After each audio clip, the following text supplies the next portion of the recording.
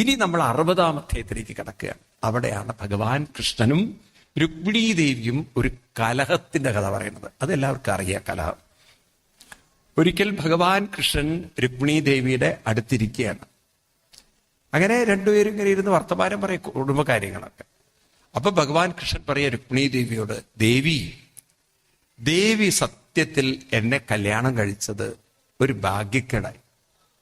ഒന്നാമത് ഇപ്പൊ ഇഷ്ടംമാതിരി ആൾക്കാർ വന്നു.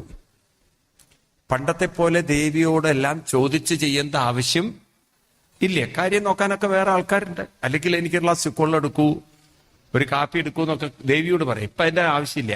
ചൂക്കെന്ന് പറയുമ്പോഴേക്കും വെള്ളം ഇവിടെ എത്തിക്കഴിഞ്ഞിട്ടുണ്ടാവും. കാരണം ഇവിടെ മത്സരിക്കുകയാണ് ഓരോരുത്തർ. അതുകൊണ്ട് ദേവിക്ക് ഒരു അറ്റൻഷൻ ഒന്നും കിട്ടണില്ല. എനിക്കറിയാം ദേവി വളരെ കഷ്ടപ്പെടുന്നുണ്ട് ഇവിടെ. അതുകൊണ്ട് ദേവി ഒരു കാര്യം ചെയ്യൂ, വിഷമിക്കണ്ട. പണ്ടൊരുത്തന്റെ കൂടെ കല്യാണം കഴിക്കാനായിരുന്നല്ലോ ജ്യേഷ്ഠൻ തീരുമാനിച്ചത്. ആരുടെ കൂടെ? ആ ശിശുപാലൻ ഇപ്പോഴും പഴയ കല്യാണക്കത്ത് വീശിയിട്ടാണ് അത്രേ ചൂട് വരുമ്പോ ഇരിക്കുന്നത്. ദേവി ഒരു കാര്യം ചെയ്യൂ, ആ കല്യാണ സാരിയൊക്കെ ചുറ്റിക്കോളൂ, ഞാൻ ശിശുപാലന്റെ അവിടെ കൊണ്ടുവിട്ടോളാം. ഇത്രയുള്ളൂ കാര്യം. ദേവി എവിടെ കൊണ്ടുവിടണു? ശിശുപാലന്റെ. അയാൾ ആ കല്യാണക്കത്തും വീശിയിരിക്കുകയാണ് അത്രേ. ഇടയ്ക്കിടയ്ക്ക് പ്രതീക്ഷയോടുകൂടി കാത്തിരിക്കുകയാണ് എന്തെങ്കിലും ദേവി വരുന്ന. ഈ പലർക്കും പല പ്രതീക്ഷയുണ്ടാവും. പലർക്കും എന്തെങ്കിലും കാര്യങ്ങൾ നടക്കുന്നുള്ളൊരു പ്രതീക്ഷ ഉണ്ടാവില്ലേ? മനുഷ്യൻ പ്രതീക്ഷയിലാണ് ജീവിക്കുന്നത്. ആണോ? ഞാൻ വിചാരിച്ചു മനുഷ്യർക്ക് മാത്രമേ പ്രതീക്ഷ ഉള്ളൂ. ഒരിക്കലൊരു കുട്ടി കഥ പറഞ്ഞാണ്, മനുഷ്യർക്ക് മാത്രമല്ല പ്രതീക്ഷ, കഴുതകൾക്കുണ്ടത്രേ. ആർക്ക്? ഒരു രാജാവിന് പണ്ടൊരു കുതിരയും കഴുതയുണ്ടായി. രാജാവ് കുറെ കാലത്തിന് ശേഷം കുതിരയും കഴുതയും വിറ്റു.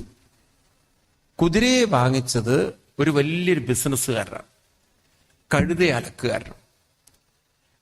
ബിസിനസ്സുകാരൻ കുതിരയെ വാങ്ങിച്ച് അദ്ദേഹത്തിന് മകളുമുണ്ട്, മകനുമുണ്ട്. ഇവരൊക്കെ ആ കുതിര അത്ര ഇഷ്ടം. രാവിലെ തന്നെ കുതിരയ്ക്ക് കൊടുക്കുന്നത് കശുവണ്ടി പരിപ്പ്, ബദാം പരിപ്പ്. ഇതൊക്കെ കൂടെ കഴിച്ചാൽ കുതിര എങ്ങനെ ഇരിക്കും? വയറ കൂട്ടിയിട്ടാണോ? നല്ല പ്രോട്ടീൻ വൈറ്റമിനൊക്കെയാണ് ഈ കുതിര കഴിക്കുന്നത്.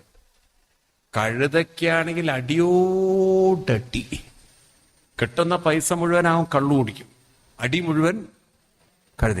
ഭാര്യയായിട്ട് എന്നും വഴക്ക. ആ ദേഷ്യത്തിന്റെ മുള തീർക്കുക. അങ്ങനെ ഇവന്റെ വീട്ടിൽ കള്ളു കുടിച്ച് അടിക്കുമ്പോഴൊക്കെ ഈ ഭാര്യ പറയും, ദുഷ്ടനായ മനുഷ്യൻ, നിങ്ങളുടെയൊക്കെ കൂടെ ജീവിക്കണേക്കാളും നല്ലത് ഈ കഴുതയുടെ കൂടെ ജീവിക്കുകയാണ്. ഇങ്ങനെ പറയും. കാലം കുറെ മുന്നോട്ട് പോയി. ഒരു ദിവസം അലക്കുകാരൻ ഇങ്ങനെ പുഴയുടെ തീരത്ത് അലക്കുമ്പോഴാണ് ഈ വലിയ സമ്പന്നൻ കുതിരയും കൊണ്ട് അവിടെ വരുന്നത്. കുതിരയ്ക്ക് വെള്ളം കുടിക്കാൻ. കുതിരയ്ക്ക് പെട്ടെന്ന് മനസ്സിലായി പഴയ ക്ലാസ്മേറ്റ്. രാജാവിന്റെ കൊട്ടാരത്തിൽ ഒരുമിച്ചുണ്ടായിരുന്ന ആളായിരുന്നു താനും ഈ കഴുതയും.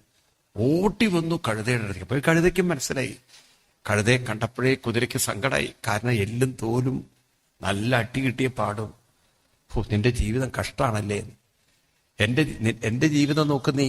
രാവിലെ തന്നെ ബദാം, പിന്നെ കാഷ്യൂ, എല്ലാ സാധനങ്ങളായിട്ട് അവര് വരുന്നത്. അതും മകനും മകളും മത്സരിക്കുകയാണ് എന്നെ തീറ്റിപ്പോറ്റ.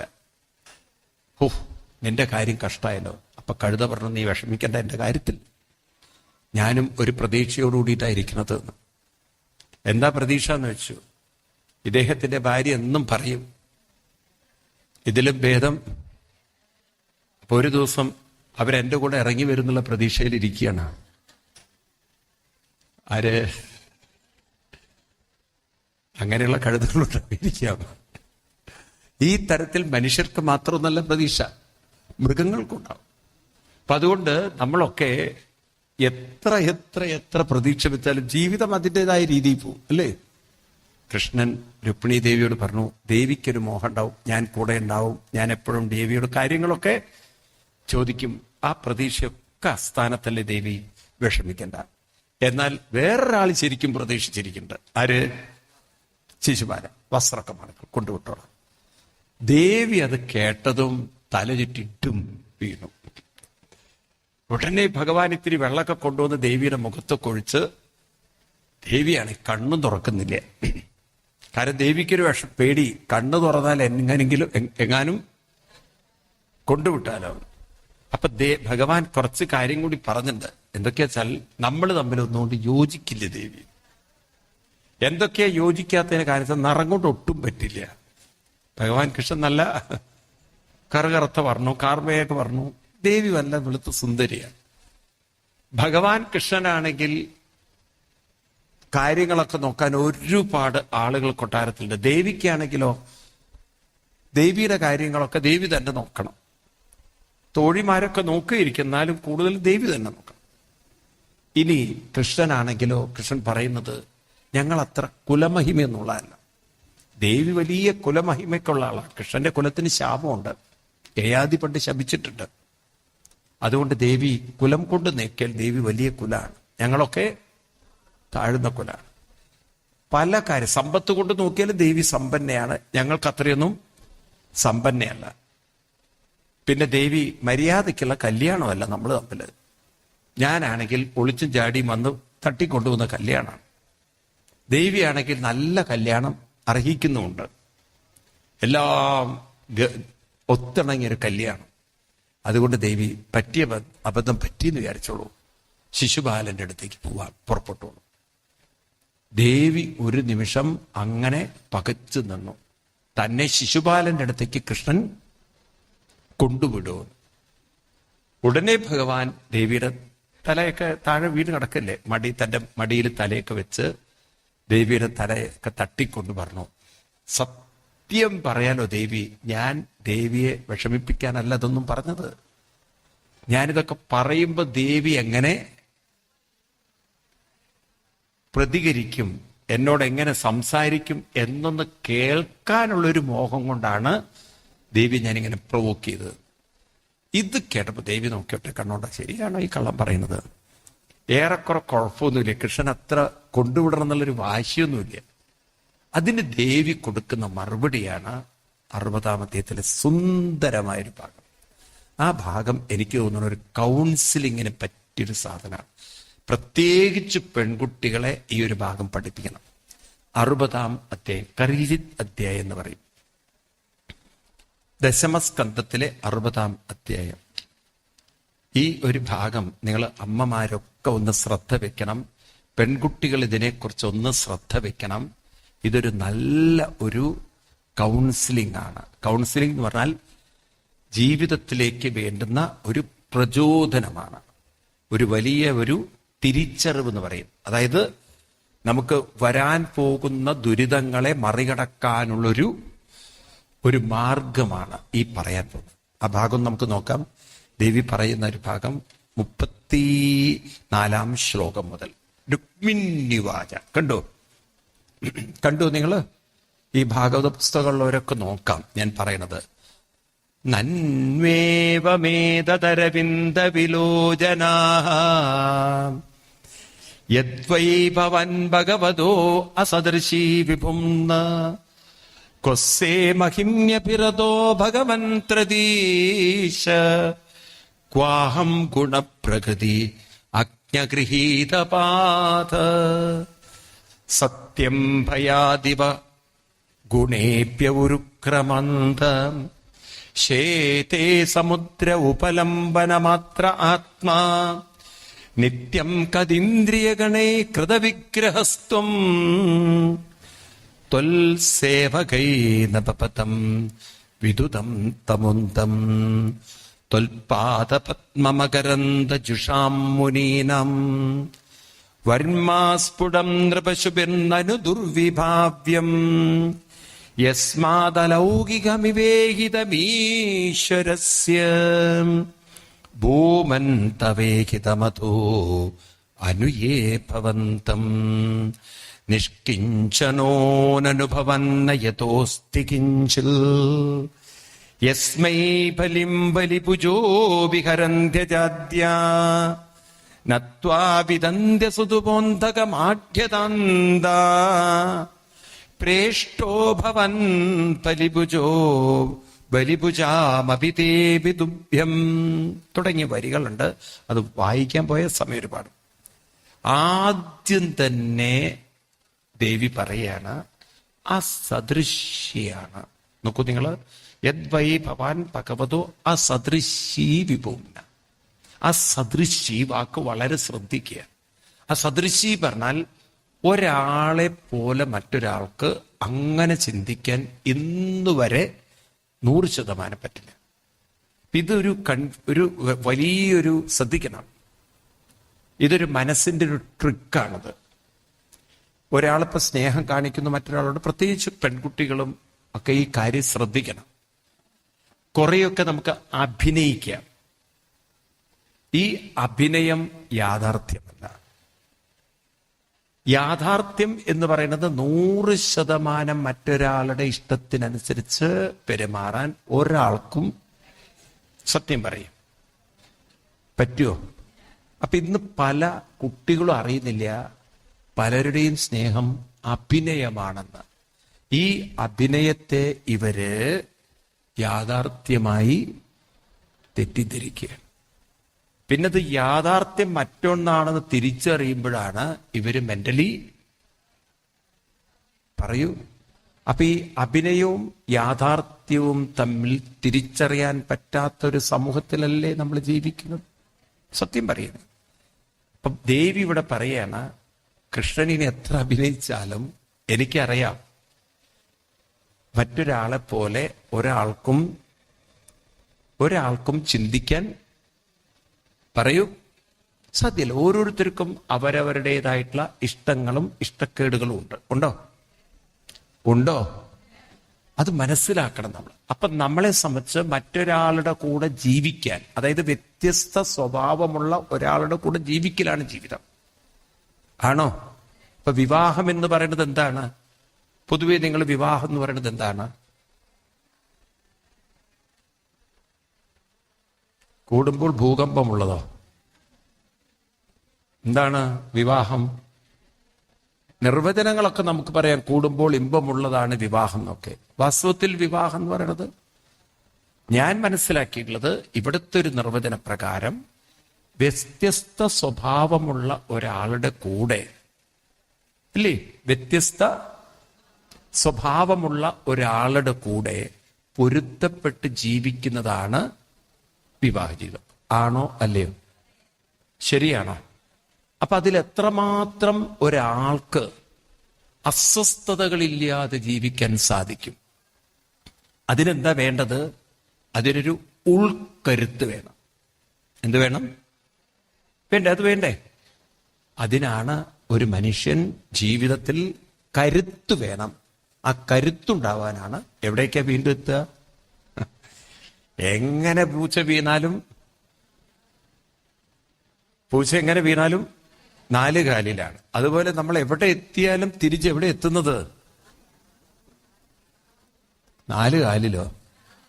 നിങ്ങളെന്താ ബീവറേജിൽ നിന്ന് ഇറങ്ങി വരുന്നവരാണോ? എവിടെ എത്തുന്നത്? കൃത്യനിഷ്ഠയും അനുഷ്ഠാനം. നമ്മുടെ 4 കാലം അതാണ്. അപ്പൊ മനോബലം ഉണ്ടാവണമെങ്കിൽ കൃത്യനിഷ്ഠയും, ഇത് കുട്ടികളെ പഠിപ്പിക്കണ്ടേ വാസ്തവത്തിൽ? പറയൂ.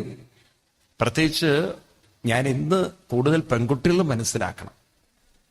പെൺകുട്ടികൾ കുറച്ചുകൂടി സത്യസന്ധമായിട്ട് സ്നേഹിക്കും. കുറേ പേര്, എല്ലാവരും ഉണ്ടാവണമെന്നില്ല.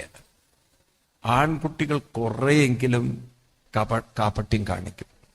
ഉണ്ടോ? പറയൂ. കള്ളത്തരം കാണിക്കും.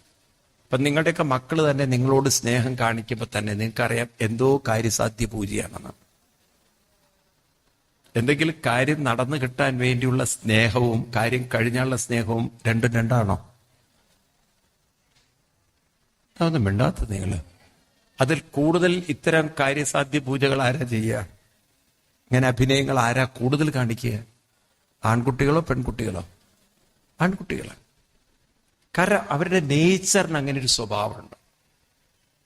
അപ്പൊ ഈ പാവം പെൺകുട്ടി ഹൃദയം കൊണ്ട് സ്നേഹിക്കും, മറ്റത് അഭിനയം കൊണ്ട് സ്നേഹിക്കും. പിന്നെ ഇത് വെറും അഭിനയമാണ് എന്ന് തിരിച്ചറിയുമ്പോഴേക്കും തളരുന്നത് പെണ്ണാണ്. നമുക്ക് രാവണൻ വന്ന സീതയുടെ മുന്നിൽ അഭിനയിക്കുന്നു, അല്ലേ? അതോടുകൂടി സീതയുടെ കാര്യം തീരുമാനമായി. ആണോ അല്ലയോ? ഇതുപോലെ കൈകേയി ദശരഥന്റെ മുന്നിൽ വന്ന് അഭിനയിക്കുന്നു. ഉണ്ടോ ഇല്ലയോ? ദശരഥൻ കാണിക്കുന്ന വാക്കുകൾ, പറയുന്ന വാക്കുകൾ നോക്കൂ നിങ്ങൾ. നിനക്ക് വേണ്ടി ഞാൻ കുറ്റവാളിയെ തുറന്നുവിടാം, നിനക്ക് വേണ്ടി ഞാൻ സത്യസന്ധനെ ജയിലിലിടാം. ഉണ്ടോ? അങ്ങനെയൊക്കെ ഉണ്ടോ?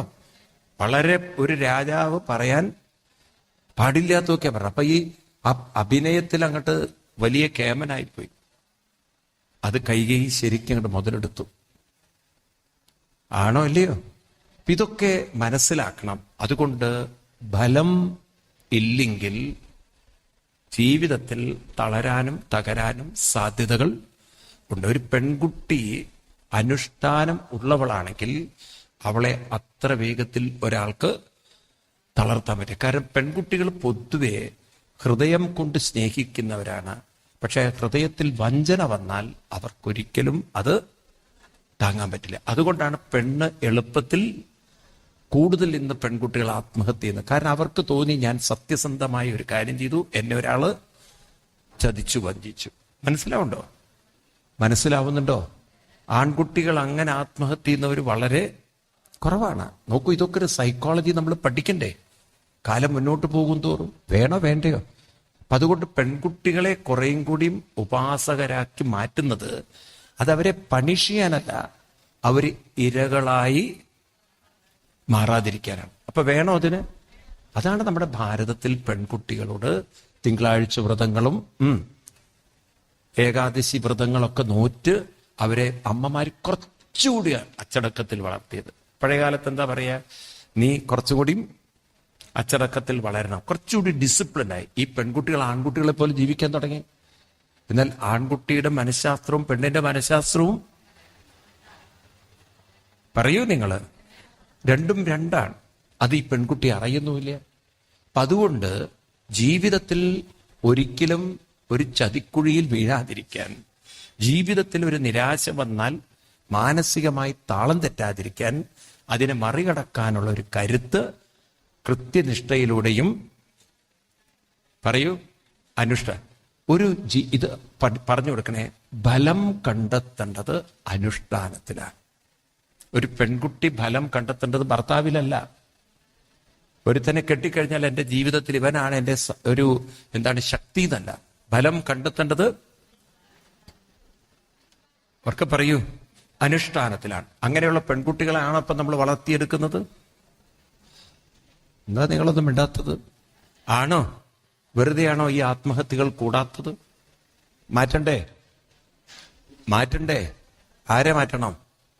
നിങ്ങളെ മാറ്റേണ്ട കാര്യമല്ല പറയണത്, ജീവിത രീതികൾ മാറ്റണം. ഇനി രണ്ടാമത്തെ ദേവി പറയുന്നു, ഇവിടെ ഒരു കഥ പറയണം. ഭഗവാൻ ഭയാദിവ ഗുണേഭ്യ ഒരു ക്രമാന്ത. ജരാസന്ധാദികളൊക്കെ പേടിച്ച് ഭഗവാൻ പറഞ്ഞു, ഞാൻ കടലിലേക്ക്, അതായത് ദ്വാരകയിലേക്ക് ഓടിപ്പോയവനാണ്. ഉടനെ ദേവി പറയാണ്, ശരിയാണ് ഭഗവാനെ, അങ്ങ് ചിലവരിൽ നിന്ന് മാറി നിന്നത് ശരിയാണ്. ഈ ജരാസന്ധാദികളൊക്കെ യുദ്ധം ചെയ്യാൻ തുടങ്ങിയപ്പോഴാണ് മധുരയിൽ നിന്നും കൃഷ്ണൻ ഭഗവാൻ ദ്വാരകയിലേക്ക് മാറുന്നത്. എന്നും മധുര യുദ്ധത്തിന്റെ ഭൂമിയായി. അപ്പൊ മധുര വിട്ടിട്ട് അവര് ദ്വാരകയിലേക്ക് പോയി. അപ്പൊ ഭഗവാൻ പറഞ്ഞു, ഞങ്ങളൊക്കെ ഭീരുക്കളാണ്. അതിന് ദേവി മറുപടി പറയാണ്, ചിലവരിൽ നിന്നൊക്കെ മാറി നിൽക്കുന്നത് നല്ലതാണ്. അപ്പൊ എന്ന് പറഞ്ഞാൽ എന്താ അർത്ഥം? അത് നമ്മൾ ഉൾക്കൊള്ളേണ്ടത് ഏത് രീതിയിലാണ്? അതായത് ജീവിതത്തിൽ നോക്കൂ, ശ്രദ്ധിക്കണം നിങ്ങൾ, പെൺകുട്ടികള് മനസ്സിലാക്കണം. ഒരു പെൺകുട്ടി ശരിക്കും പറഞ്ഞാൽ ഒരു സമൂഹത്തിന്റെ തന്നെ ഒരു വലിയ വെളിച്ചമാണ്. അപ്പൊ അതിന് ആ വെളിച്ചമായി തീരണമെങ്കിൽ അവൾക്ക് അതിനുള്ളൊരു അറിവും കഴിവും ഉണ്ടാവണം. ഇവിടെ അറിവും കഴിവും ഉണ്ടെങ്കിലേ മറ്റുള്ളവരെ നയിക്കാൻ ഒരാൾക്ക് സാധിക്കുള്ളൂ. സ്ത്രീകള് നിങ്ങൾക്ക് മനസ്സിലാവുന്നില്ലേ? സ്ത്രീ ശാക്തീകരണമൊക്കെ ഇപ്പൊ വന്നതാണ്. ഞാൻ പറയില്ലേ, സ്ത്രീകൾക്ക് ഹൃദയം കൂടുതലുള്ളവരാണ്. ആ സ്ത്രീക്ക് കുറച്ചൊരു അറിവും കൂടി ഉണ്ടെങ്കിൽ ഒരു ആളോട് പറയുന്നത് ശരിക്കും അവരെ പ്രചോദനമുള്ളതാക്കും. അതുകൊണ്ടാണ് ഈ കഥകളൊക്കെ അമ്മമാര് മുത്തശ്ശിമാര് പറയുമ്പോൾ കുട്ടികളിലേക്ക് അത് കൂടുതൽ തട്ടും. ഇപ്പൊ കുറച്ചൊക്കെ ഈ സത്സംഗ സംസ്കാരങ്ങളൊക്കെ ആരിൽ ഉണ്ടാവണം? അമ്മമാരുടെ പെൺകുട്ടികളുണ്ടാവണം. നോക്കൂ, നിങ്ങൾ ഇത്തരത്തിലൊരു മോട്ടിവേഷണൽ ആയിട്ടുള്ള കാര്യങ്ങളൊക്കെ ഈ ഭാഗവതവും രാമായണമൊക്കെ ഒന്ന് വായിക്കുമ്പോണ്ടല്ലോ, ഇപ്പൊ രാമായണമൊക്കെ വായിക്കുന്ന ഒരാള് ഒരു നല്ല ഉപദേശം, നല്ലൊരു വാക്ക് മറ്റൊരാളോട് പറയാൻ സാധിച്ചാൽ തന്നെ അത് തന്നെ കുടുംബജീവിതത്തിൽ ഒരാണിന് ഒരു പെണ്ണിൽ നിന്ന് ചില ജീവിതത്തിന്റെ കുറച്ചൊരു പ്രചോദനം കിട്ടുമ്പോൾ ആ പെൺകുട്ടിയോടൊരു ബഹുമാനം തോന്നും.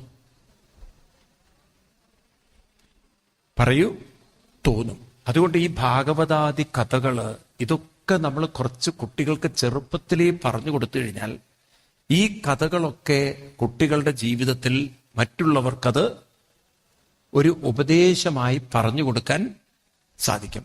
ചുരുക്കി പറഞ്ഞാൽ ഒരു ഭർത്താവിനെ പോലും നയിക്കേണ്ടവളാണ് ഭാര്യ. ആ നയിക്കാനുള്ള ഒരു അറിവും കഴിവും ആർക്കുണ്ടാവണം? ഭാര്യയ്ക്കുണ്ടാവണം. എന്നാൽ വെറും ഒരു പെൺകുട്ടിയുണ്ടല്ലോ, ഒരു ജോലിക്കാരി മാത്രമായി കഴിഞ്ഞാൽ ആ സ്ത്രീയോടുള്ള റെസ്പെക്ട് ഒരാണിന് കാലം കൊണ്ട് പറയൂ കൂടുകയാണോ കുറയുകയാണോ? അതുകൊണ്ടാണ് ഇത്രയും ഡിവേഴ്സുകൾ വരുന്നത്. ഈ ഡൈവേഴ്സിനൊക്കെ കാരണം നോക്കൂ, ഒരു പ്രധാന കാരണം അമ്മമാര് മനസ്സിലാക്കുക. ഒരു ആണിനെ സംബന്ധിച്ച് ഒരുപാട് ചിന്തകൾ ഉണ്ടാവും. ഒരുപാട് ചിന്തകൾ എന്ന് പറഞ്ഞാൽ ഒരുപാട് എന്താ പറയുക, അതിന് ഒന്നിനെക്കുറിച്ചും വ്യക്തതയില്ലാത്ത കുറെ കാര്യങ്ങൾ. ചിലപ്പം സാമ്പത്തിക കാര്യങ്ങളായിരിക്കും, അല്ലെങ്കിൽ വേറെ ഏതെങ്കിലും കാര്യങ്ങളെക്കുറിച്ചൊക്കെ ആയിരിക്കും.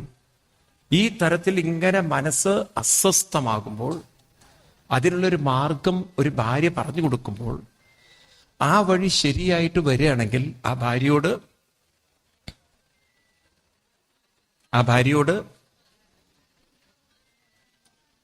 ഒരു ബഹുമാനം ആർക്കുണ്ടാവും? ഭർത്താവിനുണ്ടാവും. ഉണ്ടാവൂല്ലയോ? എന്നാൽ ഭാര്യ കുറ്റപ്പെടുത്തുകയാണ്, ഇതിനൊക്കെ എല്ലാറ്റിനും കുറ്റപ്പെടുത്തുകയാണ്. ആ കുറ്റപ്പെടുത്തലുകൾ വരുമ്പോൾ ആ ഭാര്യയോടുള്ള താല്പര്യം കുറയും. പിന്നെ സത്യത്തിലുണ്ടല്ലോ, പെൺകുട്ടികളൊക്കെ ഇത്തിരി മനസ്സിലാക്കുക, നിങ്ങളുടെ സത്യസന്ധത ഒരുപക്ഷെ നിങ്ങൾക്ക് അപകടമായിത്തീരും. ഒരാളെ ഗൈഡ് ചെയ്യുന്നതിന് പകരം ഒരാളെ ഇങ്ങനെ കണ്ടിന്യൂസ്ലി വിമർശിച്ചു കഴിഞ്ഞാൽ ആ വിമർശനം കൊണ്ട് ജീവിതത്തോടുള്ള ഒരു താല്പര്യം, ഇഷ്ടക്കേട്, കുറ്റപ്പെടുത്തലുകൾ കൂടി വന്ന് പിന്നെ അവഗണന വരും. നിങ്ങൾക്ക് വീണ്ടും രാമായണത്തിലും മഹാഭാരതത്തിലൊക്കെ നോക്കാം. രാമായണത്തിൽ തന്നെ നമുക്ക് നോക്കാം. ശ്രീരാമസ്വാമി സീതയോട്, ഇത് വാൽമീകി രാമായണത്തിലാണ്, രാവണന്റെ അടുത്തുനിന്ന് കൊണ്ടുവന്നു. സീതാദേവിയോട് പറഞ്ഞു, ഈ രൂപത്തിൽ ദേവിയെ അയോധ്യയിലേക്ക് കൊണ്ടുപോകാൻ എനിക്ക് വിഷമമുണ്ട്. കാരണം ജനങ്ങൾ തെറ്റിദ്ധരിക്കും, രാവണന്റെ കസ്റ്റഡിയിലായതുകൊണ്ട് രാവണൻ ദേവിയെ മിസ്യൂസ് ചെയ്ത് കാണും. അങ്ങനെ ഒരു സംശയം ജനങ്ങൾക്കുണ്ടാവും. അതുകൊണ്ട് ദേവി എന്റെ കൂടെ കൊണ്ടുപോകാൻ ബുദ്ധിമുട്ടുണ്ട്. അപ്പോഴാണല്ലോ ദേവി എന്ത് ചെയ്യുന്നത്? അഗ്നി. അപ്പൊ നോക്കൂ, ദേവിക്ക് അപ്പൊ ഒരു പരിഹാരം തോന്നുകയാണ്. രാമൻ എന്നെ കൊണ്ടുപോകാൻ ബുദ്ധിമുട്ടുണ്ടെങ്കിൽ അവിടെ വെച്ച് ദേവി നെഞ്ചത്തടിച്ച് ആലറി വൃത്തികെട്ടവൻ, ഞാൻ ഇത്രയും കഷ്ടപ്പെട്ട് കാത്തിരുന്നിട്ട് നിങ്ങളൊക്കെയാണോ എന്റെ ഭർത്താവ് എന്ന് പറയണത് എന്നൊക്കെ രാമനെ ചീത്ത വിളിച്ചിരുന്നെങ്കിലോ, ഇന്നത്തെ ഭാര്യയാണെങ്കിൽ അതാണോ ചെയ്യുക? ആണോ അല്ലയോ? ഇത്രയും കാലം നിങ്ങൾക്ക് വേണ്ടി കാത്തിരുന്നിട്ട് ഈ വൃത്തികെട്ട മനുഷ്യൻ പറഞ്ഞിട്ടില്ലേ എനിക്ക് നിങ്ങളുടെ വിശ്വാസമില്ല എന്ന്. പ്രശ്നങ്ങൾ ഉണ്ടാക്കും അവിടെ, ഉണ്ടാക്കൂല്ലയോ? എന്നാൽ സീത തളർന്നില്ലേ? രാമൻ പറഞ്ഞു, ഓക്കെ ഞാൻ അഗ്നി തെളിയിക്കട്ടെ, ഒരു വഴി പറഞ്ഞു കൊടുക്കുകയാണ്.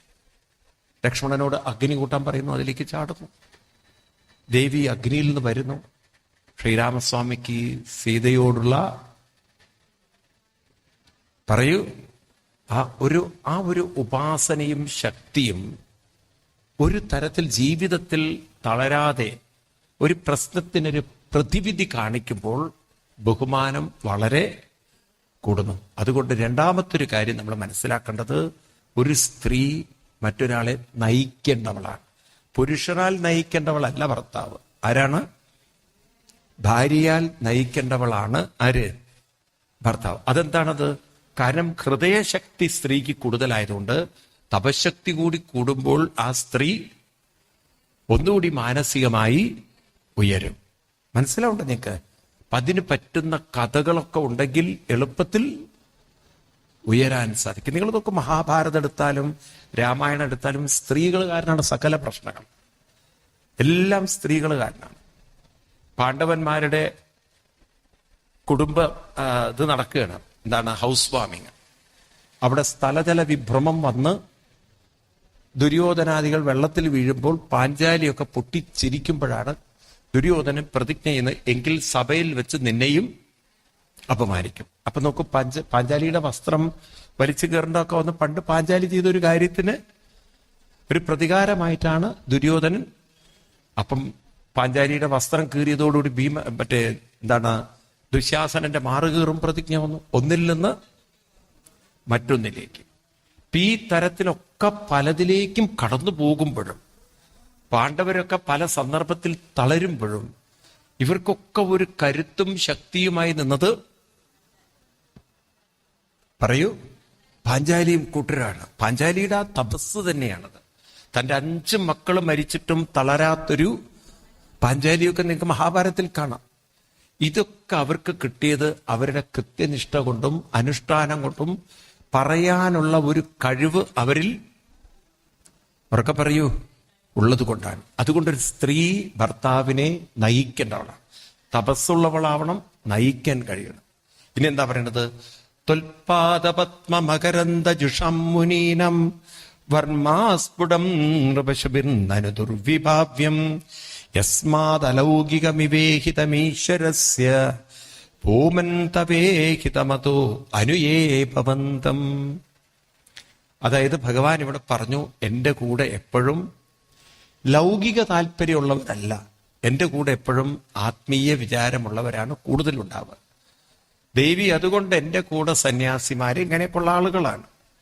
ദേവിക്കാണെങ്കിൽ ലൗകിക ജീവിതത്തോടാണ് താല്പര്യം. അതുകൊണ്ട് ദേവി എൻ്റെ കൂടെ നിന്നിട്ട് കാര്യമില്ല എന്നാണ് നേരത്തെ ഭഗവാൻ പറഞ്ഞത്.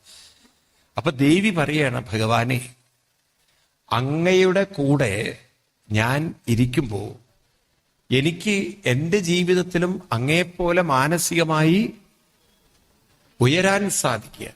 അതുകൊണ്ട് അങ്ങയെ സേവിക്കാൻ, എനിക്കും മറ്റുള്ളവരെ പോലെ അങ്ങയൊന്ന് സേവിച്ചുകൊണ്ട് അങ്ങയുടെ കൂടെ ഉയരാൻ എനിക്ക് സാധിക്കുകയാണെങ്കിൽ എൻ്റെ ജന്മം സഫലമായി തീർന്നു. ഇതാണ് മൂന്നാമത്തെ കാര്യം പഠിക്കുന്നത്. അതെന്താണത്? ജീവിതത്തിലെ ഏറ്റവും ഒരു സന്തോഷം എന്ന് പറയുന്നത് സേവനത്തിൽ കണ്ടെത്തണം. എന്താണ് ഈ സേവനം എന്ന് പറഞ്ഞാൽ? ഏത് കാര്യങ്ങളും നമ്മൾ നിരന്തരം ചെയ്യുമ്പോൾ അതൊരു ശീലമായി മാറും. ഇപ്പൊ നോക്കൂ, അമ്മമാർ, പ്രത്യേകിച്ച് പെൺകുട്ടികളൊക്കെ മനസ്സിലാക്കണം, ഈ ആഹാരമൊക്കെ വെക്കുന്നതുണ്ടല്ലോ, ഇന്ന് പണ്ടത്തെ പോലെ അമ്മമാരുടെ കൈപ്പുണ്യമൊന്നും ഇന്നത്തെ കുട്ടികളിൽ കുറവാണ്. എന്തുകൊണ്ടാണ് അമ്മമാർക്ക് ഇത്ര കൈപ്പുണ്യം? കാരണം ചെറുപ്പത്തിൽ തന്നെ അവരുടെ അമ്മമാരിൽ നിന്നും ശീലിച്ചു വന്നാണ്. ഇന്നത് 12ാം ക്ലാസ് അല്ലെങ്കിൽ 12th വരെ ഒന്നും അടുക്കളയിൽ കയറണ്ട. പിന്നെ കല്യാണം കഴിഞ്ഞിട്ടാ പലരും അടുക്കള കാണുന്നത്. അതും സ്കൂളിലും കോളേജിലൊക്കെ പോകുമ്പോൾ അമ്മ ഉരുട്ടി വായിൽ വെച്ച് കൊടുക്കുകയാണ്. ഈ തരത്തിലൊക്കെ കുട്ടികളെ വളർത്തുമ്പോൾ പിന്നീട് ആ കുട്ടികൾ ആഹാരം ഉണ്ടാക്കിയാൽ അതിനൊന്നും രുചി ഉണ്ടാവില്ല. അപ്പൊ പിന്നെ ഭർത്താവും ഒക്കെ പുറത്തുനിന്ന് കഴിക്കുന്ന ശീലമുള്ളവരാവും. ഒരു അമ്മയുടെ ആഹാര രീതി തന്നെ നഷ്ടപ്പെട്ടാൽ അമ്മയോടുള്ള ബഹുമാനം കുറഞ്ഞു. അപ്പൊ അങ്ങനെ ഒരു റെസ്പെക്റ്റ് ഉണ്ടാവണമെങ്കിൽ ചില കാര്യങ്ങൾ ശീലിച്ചെടുക്കുക തന്നെ വേണം. മനുഷ്യനെ ഏറ്റവും കൂടുതൽ സ്വാധീനിക്കുന്ന ഒന്നാണ് ആഹാരം. ആ ആഹാരം എത്ര കണ്ട് നല്ല വൃത്തിയായിട്ടും, വൃത്തി പറഞ്ഞാൽ സ്വാദിഷ്ടമായി തീരുന്നുണ്ടോ അത്രയും ആ അമ്മയോടുള്ള ബഹുമാനം കൂടും. ഉണ്ടോ ഇല്ലയോ? ശരിയാണോ? അപ്പൊ ആ ബഹുമാനം ഉണ്ടാവണമെങ്കിൽ എന്ത് ചെയ്യണം? ആഹാരം സ്വാദിഷ്ടമാവണം. അതിനെന്ത് വേണം? ഒരു നല്ല മനസ്സോടുകൂടി ഒരു കാര്യം ചെയ്യാനുള്ളൊരു കഴിവ് വേണം. അതാണ് ഈ ഉപാസന കൊണ്ടൊക്കെ കിട്ടുന്ന ശക്തി. ഉണ്ടാക്കുന്നതിന് കുറച്ചുകൂടിയും ടേസ്റ്റും രസവും ഒക്കെ കൂടും. അപ്പൊ ഇതൊക്കെ ഞാൻ പറയണമെന്ന് വെച്ചാൽ ഒരു പെൺകുട്ടി മാത്രം ചെയ്യണമെന്നല്ല. ഒരു പെൺകുട്ടി മുന്നേ നടന്നാൽ ബാക്കിയെല്ലാം അതിൻ്റെ പുറകിലായി മാറും. ഒരു കുടുംബം അപ്പോഴാണ് രൂപപ്പെടുന്നത്. ഇപ്പൊ ശരിക്കും പറഞ്ഞാൽ ഭർത്താവ് നയിക്കേണ്ടവളല്ല ഭാര്യ, കാരണം ഭാര്യയിൽ ഒരു അമ്മയുണ്ട്, ഭാര്യയിൽ ഒരു ലക്ഷ്മിയുണ്ട്, ഭാര്യയിൽ ഒരു അന്നപൂർണയുണ്ട്. ഉണ്ടോ? ഉണ്ടോ? അതിനെല്ലാം ഒരു ഭാര്യ പുറത്തെടുക്കുമ്പോൾ ആ അമ്മയിൽ നിന്ന് വിട്ട്, അല്ലെങ്കിൽ ആ ഭാര്യയിൽ നിന്ന് വിട്ട് ഭർത്താവിന് വേറൊന്നിലേക്കും പോകുന്നില്ല. അവിടെയാണ് സ്നേഹബന്ധങ്ങൾ ഉണ്ടാവുന്നത്. ആണോ? സ്നേഹബന്ധങ്ങൾ എവിടെ ഉണ്ടാവുന്നത്? അത്തരത്തിലുള്ള ഒരു കുടുംബ ബന്ധങ്ങളിലാണ്. അതുകൊണ്ടാണ് ഭാരതത്തിൽ ഉണ്ടല്ലോ സ്ത്രീകൾക്കാണ് ഏറ്റവും വലിയൊരു ദിവ്യമായ സ്ഥാനം വെച്ചത്. എനിക്ക് തോന്നുന്നു അതിൽ നിന്ന് നമ്മൾ താഴോട്ട് പോയപ്പോഴാണ് ഒരു വലിയ ദുരന്തം നമ്മൾ അനുഭവിച്ചുകൊണ്ടിരിക്കുന്നത്. കാരണം കണ്ടമാനം ഡിവോഴ്സുകളും കണ്ടമാനം കുടുംബ കലഹങ്ങളും അക്രമങ്ങളും കൊലപാതകങ്ങളും ആണോ? പറയൂ. ഇതിനൊരു പരിഹാരമുണ്ടാവണമെങ്കിൽ അല്പം ഒന്ന് പെൺകുട്ടികൾ ശ്രദ്ധ വെച്ചാൽ സാധിക്കും. അപ്പൊ 4 കാര്യങ്ങൾ കുട്ടികൾ പഠിക്കണം. ഇത്രയെങ്കിലും നിങ്ങൾ ഓർത്തു വെച്ചാൽ മതി. 1, ശക്തി അനുഷ്ഠാനത്തിൽ കണ്ടെത്തണം. എവിടെയാണ്? 2, താനാണ് മറ്റുള്ളവരെ നയിക്കേണ്ടതെന്നൊരു ബോധം. അപ്പൊ ആ നയിക്കാനുള്ള കുറച്ച് അറിവുകൾ ഉണ്ടാവണം. ആ അറിവിനാണ് നമ്മൾ ഭാഗവതവും മറ്റുമൊക്കെ വായിക്കുന്നൊരു ശീലങ്ങളുണ്ടാവും. അപ്പൊ അതൊന്ന് കുറെ കഥകളൊക്കെ മനസ്സിലാവും. ഈ കഥകളെ മറ്റുള്ളവർക്ക് പറഞ്ഞു കൊടുക്കാൻ സാധിക്കും. മനസ്സിലാവുണ്ടോ? ഇതൊക്കെ മനസ്സിലാക്കാൻ ഈ ഭാഗവതമൊക്കെ വായിക്കണം ഞാൻ പറയാൻ കാരണം ഇന്നിപ്പോ നമുക്കതേ പറ്റുള്ളൂ. പഴയ കാലത്തൊക്കെ സത്സംഗങ്ങൾ ഉണ്ടായിരുന്നു. മറ്റുള്ളവർ പറഞ്ഞ് കൊടുക്കുമായിരുന്നു. ഇന്നിപ്പോ അങ്ങനെ പറഞ്ഞു തരാനുള്ള സത്സംഗങ്ങളൊക്കെ താരതമ്യേന പറയൂ കുറവാണ്. അപ്പൊ അങ്ങനെയൊക്കെ ഒരു ശീലം ഉണ്ടാക്കണം. 2, താനാണ് മറ്റുള്ളവരെ നയിക്കേണ്ടത്. 3, തൻ്റെ സേവനം, മറ്റുള്ളവർക്ക് കൊടുക്കുന്ന ആ സേവനമുണ്ടല്ലോ, ആ സേവനത്തിലാണ് തന്നോട് മറ്റുള്ളവർക്ക് ഒരു ബഹുമാനം കൂടി വരുന്നത്. ആ ബഹുമാനം ഉണ്ടാവണമെങ്കിൽ സേവനം വേണം. ഇപ്പൊ ഒരു മടിയുണ്ടാവാതെ അടുക്കളയിൽ പോകാൻ, ഒരു വീട് കൊണ്ടു നടക്കാൻ, ആ വീടിന്റെ തന്നെ ഐശ്വര്യമാണത്. ആണോ? ഇത് നോക്കൂ, ഞാൻ പെൺകുട്ടികളെ വല്ല അരാസിയില്ല. കുറേ കഴിഞ്ഞാൽ ഈ പെൺകുട്ടി പറയുന്നത് പോലെ ആൺകുട്ടികളും ജീവിക്കും, മക്കളും ജീവിക്കും. ഉണ്ടോ? ആ ഒരു ലെവലിലേക്ക് മക്കളും ഉയർന്നു വരും. ഒരു ഊർജമാണ് അവിടെ അമ്മ. ഇനി 4മത്തെ കാര്യമാണ്, ഒരു അമ്മ വേണം ഈ മക്കളെയൊക്കെ അല്ലെങ്കിൽ ഭർത്താവിനെയൊക്കെ ആചരിപ്പിക്കാൻ. അമ്മ ആചരിച്ചാൽ മാത്രം പോരാ, അവരെന്ത് ചെയ്യണം? ആചരിപ്പിച്ച് ഈ ഒരു സംസ്കാരത്തിലേക്ക് കൊണ്ടുവരണം. ഒരു സ്ത്രീ ഒരു ഗുരുവാണ്. ആ സ്ത്രീ വിചാരിച്ചാൽ ഒരു ഗുരുകുലം തന്നെ വീട്ടിലുണ്ടാക്കാം. മനസ്സിലാവുണ്ടല്ലോ? ആചരിക്കണം, നല്ല കാര്യങ്ങളിൽ അവരെ നയിക്കണം, നല്ല കാര്യങ്ങളിലേക്ക് നയിക്കണം. പിന്നെ ആ സേവനത്തിന് മുഖ്യ പ്രാധാന്യം കൊടുക്കണം. പിന്നെ മറ്റുള്ളവരെ കൊണ്ട് ആചരിച്ചാലേ അമ്മ ആചരിച്ചാലേ മറ്റുള്ളവരെ കൊണ്ട്. അപ്പൊ അങ്ങനൊരു ആചരണം നമ്മുടെ ഹിന്ദു മതത്തിൽ കുറഞ്ഞു. കുട്ടികൾ അതുകൊണ്ട് മൊബൈലിലും കാർട്ടൂൺ നെറ്റ്വർക്കിലും അഡിക്റ്റഡായി, പറഞ്ഞനുസരിക്കാത്തവരായി. എന്നിട്ട് ഇപ്പം അമ്മമാര് ദുഃഖിക്കുകയാണ്. കൗൺസിലിങ്ങിനോട് ഏറ്റവും കൂടുതൽ കുട്ടികളെ കൗൺസിലിങ്ങിന് കൊണ്ടുപോകുന്നത് നമ്മുടെ ഹിന്ദു സൊസൈറ്റിയാണ്. മനസ്സിലാവുണ്ടോ നിങ്ങൾക്ക്? എവിടുന്നാ ഇതൊക്കെ തുടങ്ങിയത്? പ്രശ്നങ്ങള് എവിടുന്നാ തുടങ്ങിയത്? നമ്മുടെ സ്വന്തം വീടുകളിൽ നിന്ന്. ഇതൊരു മാറ്റം വരുത്തണ്ടേ? വേണോ? ഇനിയെങ്കിലും നമ്മൾ ഈ റൂട്ടിലൂടെ പോയാൽ, നിങ്ങൾ നോക്കൂ, എവിടെ ഡിവോഴ്സ് എവിടെയാണ് നടക്കുന്നത്? ഒന്നും ഉണ്ടാവില്ല. എന്ന് മാത്രമല്ല, ഒരു സ്ത്രീ പുരുഷ ബന്ധത്തിന്റെ ആഴവും തീവ്രതയും കരുതലും ഒക്കെ വളരെ കൂടുതലായി വന്ന് നല്ല സമൂഹം വാർത്തെടുക്കാൻ പറ്റും. മനസ്സിലാവേണ്ട നിങ്ങൾക്ക്? ആ തരത്തിൽ നമുക്ക് ആക്കിയെടുക്കാൻ 5000 വർഷം മുമ്പ് ഭാവന ചെയ്തിരുന്നു വേദവ്യാസ മഹർഷി. അതാണ് നമ്മൾ ഈ കാണുന്ന കർഹിജിത് അധ്യായം. അപ്പൊ അവിടെ കൃഷ്ണൻ ഇതൊക്കെ കേട്ടിട്ട്, ദേവി ഇതൊക്കെ പറയുമ്പോഴല്ലോ, കൃഷ്ണനു രുക്മിണീ ദേവിയോട് അത്യധികം ബഹുമാനം. ആ ദേവിയോട് പറയണ, സത്യത്തിൽ ഞാൻ ഇതൊക്കെ ഒന്ന് കേൾക്കാൻ വേണ്ടിയാണ് ഞാൻ ദേവിയോട് ദേവിയെ പ്രകോപിപ്പിച്ചത്. നോക്കൂ, നിങ്ങൾ ഇവിടെ പറഞ്ഞു കൊടുക്കുന്നത് 49-ാം ശ്ലോകം. സ്വാദ്യേതത് ശ്രോതുകാമൈസ്ത്വം രാജപുത്രീ പ്രലംബിത വയോധിതം യതന്വാത്ത സർവം തൽ സത്യമേവ ഹി. ദേവി, ഇതൊക്കെ ദേവിയിൽ നിന്നൊന്ന് കേൾക്കാൻ വേണ്ടിയാണ് ഞാൻ ദേവിയെ പ്രകോപിപ്പിച്ചത്. കാരണം ദേവിക്ക് ഇത്രയും അറിവുകളുണ്ടെന്ന് എനിക്കറിയാം. ഈ അറിവ് ലോകോപകാരമാക്കി മാറ്റണം. അതുകൊണ്ട് ദേവിയെ ഞാൻ ഉപേക്ഷിക്കും തോന്നുന്നുണ്ടോ? കാരണം ദേവി എനിക്ക് അത്രയും ജീവിതം സമർപ്പിച്ചവളാണ്. സഹോദരൻ ദേവിയെ വേറൊരാൾക്ക് കൊടുക്കാന്ന് പറഞ്ഞിട്ടും മറ്റൊരാൾ ദേവിയെ കൊണ്ടുപോകാൻ തയ്യാറായി നിന്നിട്ടും ദേവി എൻ്റെ കൂടെ വന്നിട്ടുണ്ടെങ്കിൽ ദേവിയിൽ അത്രയും ഒരു ഭക്തി ഉള്ളത് കൊണ്ടാണ് ദേവിയെ ഞാൻ ഒരിക്കലും കൈവിടില്ല ദേവി എന്ന് പറഞ്ഞ ഭഗവാൻ ആ ദേവിയെ അനുഗ്രഹിക്കുന്ന ഒരു അധ്യായം കൂടിയാണ് ഏത്? 60-ാമത്തെ. എന്തുകൊണ്ടാണ് കൈവിടാത്തത്? ദേവിക്ക് അങ്ങനെയുള്ള കൃത്യമായൊരു അനുഷ്ഠാനമുണ്ട്. അപ്പൊ അതൊന്നും എന്താ മനസ്സിലാക്കേണ്ടത്? അനുഷ്ഠാനമുള്ളവരെ ഭഗവാൻ ഒരിക്കലും കൈവിടില്ല. അപ്പൊ ഈ കൈവിടില്ല എന്ന് പറഞ്ഞാൽ നിങ്ങൾ വിചാരിച്ച കാര്യങ്ങളൊക്കെ നടക്കുന്നുള്ളത് അതല്ല അതിനർത്ഥം. കൈവിടില്ല എന്ന് പറഞ്ഞു കഴിഞ്ഞാൽ നമുക്ക് അനുകൂലമായ ജീവിതം വന്നാലും പ്രതികൂലമായത് വന്നാലും ആ വ്യക്തികൾ അങ്ങനെ തളരുകയില്ല. ഇപ്പൊ നിങ്ങളൊക്കെ ജീവിതത്തിലുണ്ടല്ലോ, മക്കൾ ഉണ്ടെങ്കിലേ സുഖമായിട്ടിരിക്കുള്ളൂ എന്നില്ല.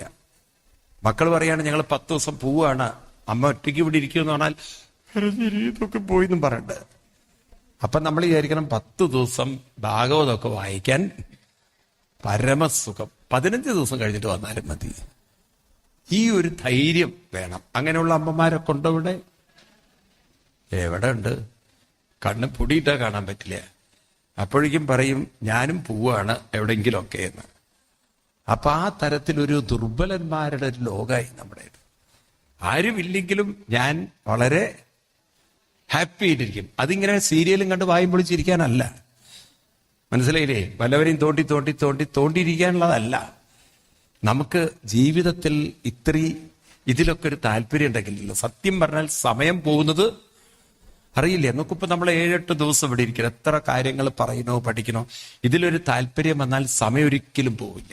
മീൻസ് നാരായണ ഗുരുദേവൻ അദ്ദേഹത്തിന്റെ ആത്മോപതി ശതകത്തിൽ പറയും, പരയുടെ പാൽനുകർന്ന ഭാഗ്യവാന്മാർക്ക് 100 അരനൊടി നിമിഷം പോലെ തോന്നും, അറിവ് അപരാപ്രകൃതിക്കു വിധേയമായ 1 അരനൊടി 100 പോലെ തോന്നും. വളരെ മനോഹരമായൊരു കൃതിയാണ് ആത്മോപദേശ ശതകം. 100ഓളം ശ്ലോകങ്ങളുണ്ട്. നാരായണ ഗുരുദേവന്റെ മനോഹരമായ കൃതി. എന്താ പറയുന്നത്? ആരുടെ മനസ്സാണോ പരയുടെ പാൽനുകർന്ന, പര എന്നൊക്കെ പറഞ്ഞാൽ അനുഷ്ഠാനം എന്നാണ് അർത്ഥം.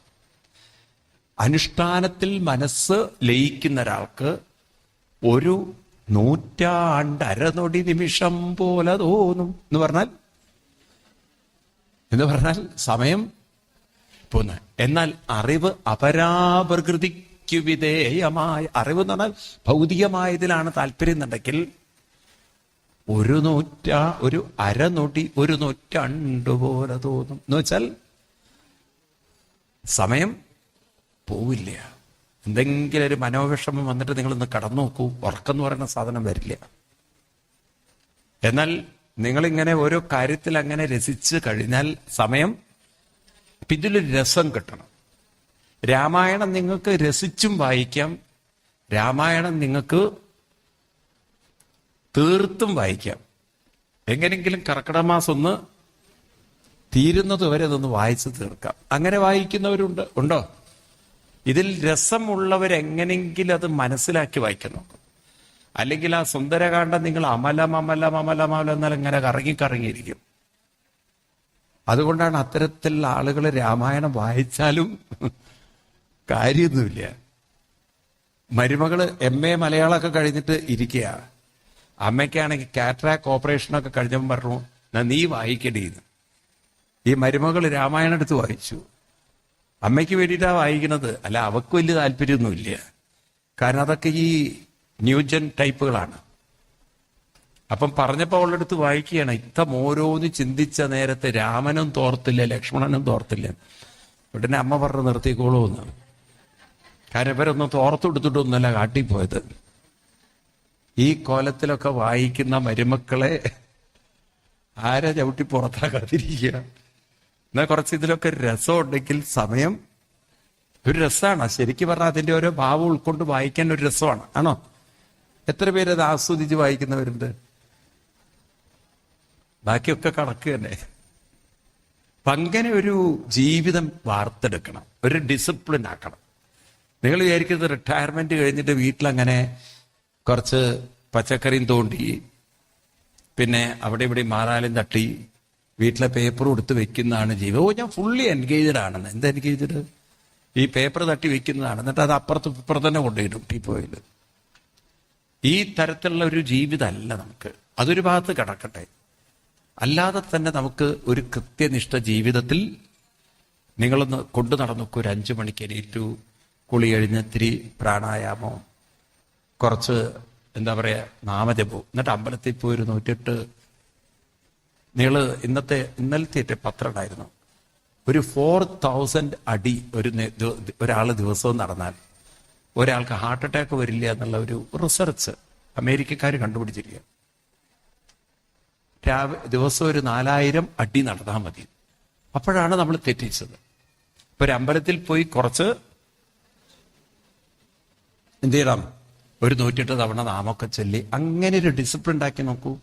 കുറച്ചു നേരം ഭാഗവതോ ഭഗവത്ഗീതയൊക്കെ വായിച്ച് സമയം കടന്നു പോകുന്നത് വൈകുന്നേരം ലളിതാസ്. ഇതൊരു ശീലമാക്കുമ്പോഴല്ലോ മനസ്സ് ക്രമേണ മനോബലവും മനസ്സന്തോഷവും ഒക്കെ കൈവരിക്കും. ഇതൊക്കെ താനെ വരുമെന്ന് സ്വപ്നം വിചാരിച്ചിട്ട് പ്രയത്നേന ഉദ്യമേന സിദ്ധ്യന്തി.